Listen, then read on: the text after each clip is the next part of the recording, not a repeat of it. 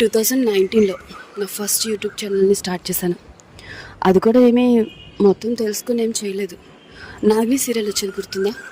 దాని రివ్యూని నేను ఒక ఛానల్లో చూసి ఇంట్రెస్ట్గా అనిపించింది. ఇలా ఎందుకు చేస్తున్నారు ఏంటి అని చెప్పేసి మెసేజ్ చేశాను.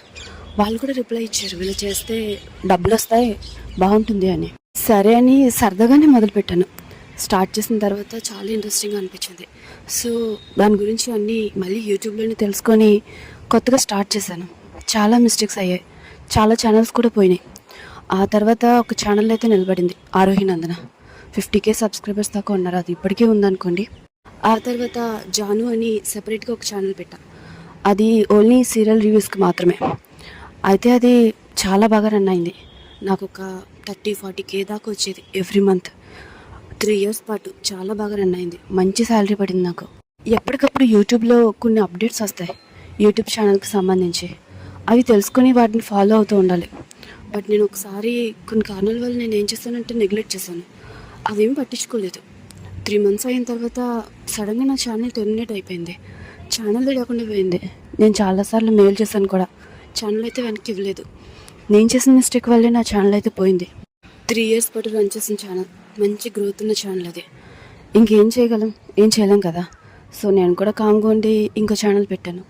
కానీ సరిగ్గా రన్ చేయలేకపోయాను, ఎందుకంటే అప్పుడే నాకు పెళ్లి ఫిక్స్ అయింది, వెంటనే బాబు.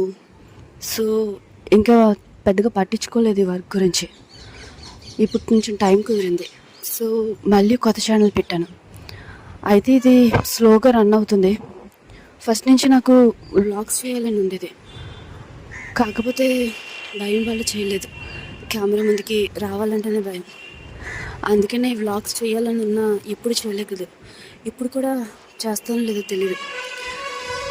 ఈ స్టిక్ ఉంది కదా, సెల్ఫీ స్టిక్, ఇది నేను ఇంతకుముందు కూడా ఆర్డర్ చేశాను, కానీ సరిగ్గా వాడలేదు.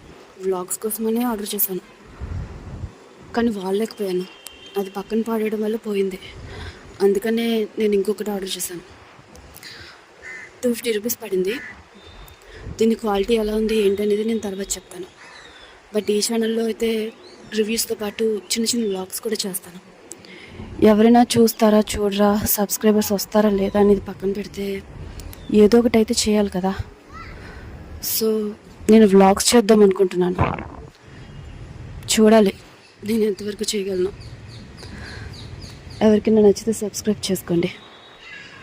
Thanks for watching.